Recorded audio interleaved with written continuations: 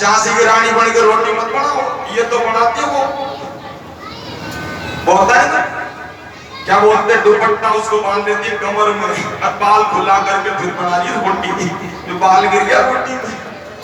अरे बाल बड़ा भोजन भगवान कभी स्वीकार नहीं करते हैं।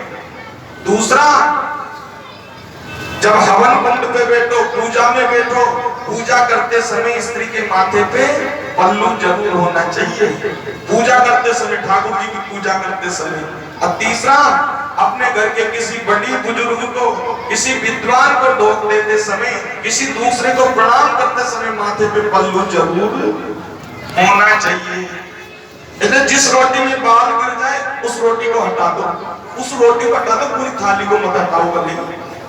दूसरा, हमारी भोजन की थाली पे कोई ठोकर मार दे तो उस रोटी को मत खाओ। अन्य माने तो कभी पानी का लोटा लेना और उसे किसी से ठोकर मरवा लेना, फिर पी जाना, देखे 3 दिन तक तो घास उड़ जाएगा, गले में उड़ जाएगा या नहीं उड़ जाएगा, सत्य बात है ना। ठोकर लगा भोजन भी नहीं करना चाहिए, बाल पड़ा भोजन भी नहीं करना चाहिए।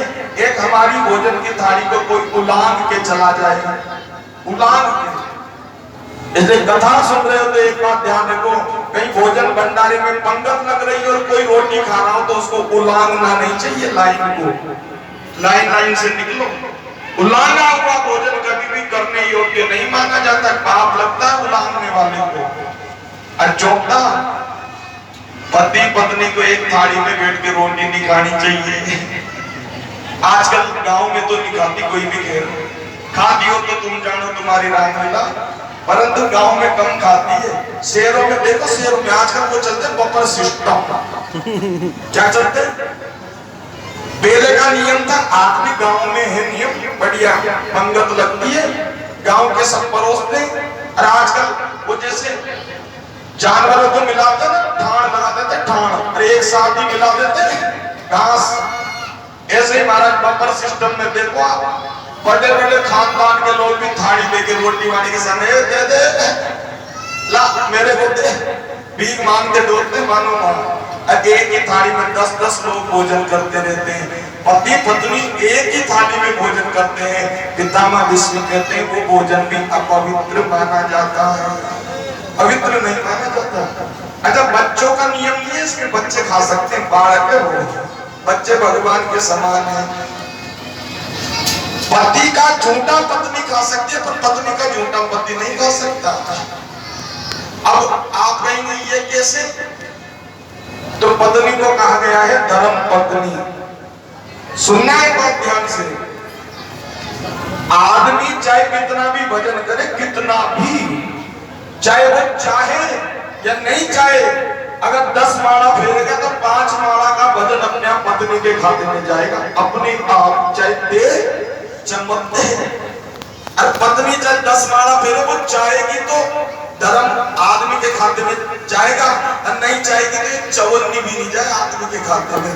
ये बात हो, आदमियों ने कहा ये तो गलत बात है। अरे भाई, भगवान ने कहा इनका नाम है धर्म पत्नी, यानी स्त्रियां कभी भी अपने लिए कुछ मांगती थोड़ी है। जब भी किसी पंडित जी के पास जाएगी, एक ही बात कही, महाराज आजकल हमारे ये व्यापार बहुत खराब चल रहा है, कोई उपाय बताओ। अच्छा, स्त्रियां जितना भी व्रत करती है, खुद के लिए थोड़ी करती है। करवा चौथ का व्रत करती है, करवा चौथ का सुबह से शाम तक भूखी रहती है, मुंडा निकल जाता है किलियावड़ी की तरह भूखा भूखा, छोरा से बोलते बेटा निकला के नहीं निकला चांद।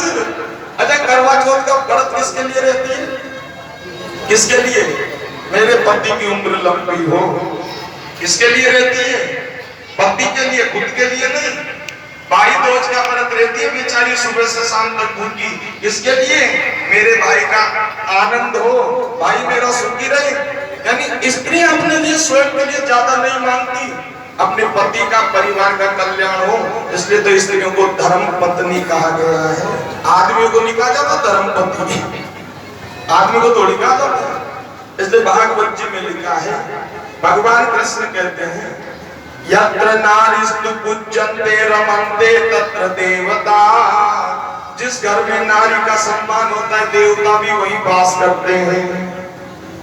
अरे मान लो तुम फेरो रोजना की 10 गाड़ा और शाम की दारू पी के पत्नी के थप्पड़ मारो, वो बेचारी सारे दिन तुम्हारे घर में आंसू पटके। भागवत जी के यज्ञ क्या पूरी दुनिया के देवता ढोक लो तब भी देवता घर में पांव भी नहीं धर सकते। जिस घर में स्त्री का सम्मान नहीं, जिस घर में नारी को सताया जाता है, भागवत जी कहती है, भगवान कहते मैं उस घर में कभी पांव नहीं धरता। इसलिए स्त्रियों पे हाथ नहीं उठाना चाहिए। और इसका मतलब ये नहीं आदमी हाथ नहीं उठाए तो तुम भी गड़बड़ पे गड़बड़ करो। स्त्रियों को भी अपने पति देव की इज्जत का पूरा ख्याल रखना चाहिए। बोलिए सीताराम भगवान की। एक बात है, स्त्रियों से कोई जीत नहीं सकता, इनसे जीते नहीं कोई भी। आप कहेंगे कैसे? एक कथा सुनाई, कथा वो ऐसा हुआ, एक मैडम थी, मैडम सरकारी मैडम, जो ट्रेन में बैठ के जाती थी पटाने बगल के गांव में। अब ट्रेन रास्ते में रुक गई, स्टेशन पे मैडम को प्यास लगी, सोचा रे बोतल भर लाऊं पानी की। तो मैडम ने सोचा मेरी सीट पे कोई बैठ गया, तो मैडम ने सीट पे रुमाल धर दिया। अब रुमाल धरने से क्या होता है, सीट हमारी। अब मैडम तो सीट पे रुमाल धर के पानी भरने गई, पीछे से मारवाड़ी पति पत्नी चले, पत्नी की गोदी में बच्चा। आदमी बोला अपनी पत्नी से, देवी सब सीट बुके, जगह नहीं है। पत्नी बोली ये नहीं, ये तेरी फूट गई, ये तेरी सामने सीट है। अरे आदमी बोला इसमें रुमाल धरा, ये किसी की बुक है बुक। वो बोली ओ रुमाल धरने से सीट बुक होती होगी, मैं तो बैठ जाऊं, बैठ गई बच्चा लेके। इतनी देर में मैडम आई, उठ। मैडम बोली उठ। वो बोली क्यों? दिखता नहीं रुमाल धरा था सीट पे, सीट मेरी है। जो गांव की मारवाड़ी पत्नी ने क्या उत्तर दिया, ऐसा उत्तर दिया तो मैडम ही चक्कर खा गई। वो गांव की पत्नी बोली ओ रुमाल धरने से सीट तेरी हो जाती होगी।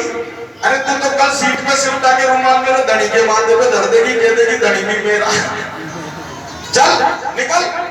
मैडम बैग उठा के निकलेगी, निपड़ेगी बात। इसलिए स्त्रियों से जीतना भी खतरनाक है। इसलिए भैया शास्त्र कहते हैं, यत्र नारीस्तु पूज्यन्ते रमन्ते तत्र देवता। जहां नारी का सम्मान है वहीं देवता भी वास करते हैं। सज्जनों, कंस को मारा, उसके बाद में भगवान ने अपने माई बाप देवकी वसुदेव को जेल से छुड़ाया। देवकी जी ने आज अपने छोरा को कृष्ण को देखा 11 वर्ष बाद में, क्योंकि जन्म दिया था उसी दिन देखा था, आज दूसरी बार देखा। भगवान ने कंस के पिताजी श्री उग्रसेन जी को मथुरा का राजा बनाया। किसको बनाया? कंस के ही पिताजी को।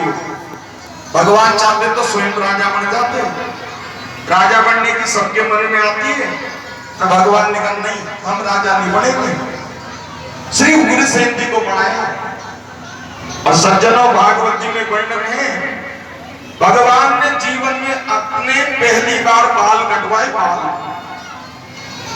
भगवान जब तक गोकुल वृंदावन में रहे, भगवान ने कभी बाल नहीं कटवाए, जड़ूली रखी, जड़ूली जैसे हम भी रखते ना जड़ूली देवताओं की। एक बार भगवान से किसी ने कहा तू बाल कब कटवाएगा? भगवान ने कहा मेरे भी जड़ूली है। किसकी? जब तक मामा जी कंस को नहीं मार दूंगा तब तक बाल नहीं कटवाऊंगा।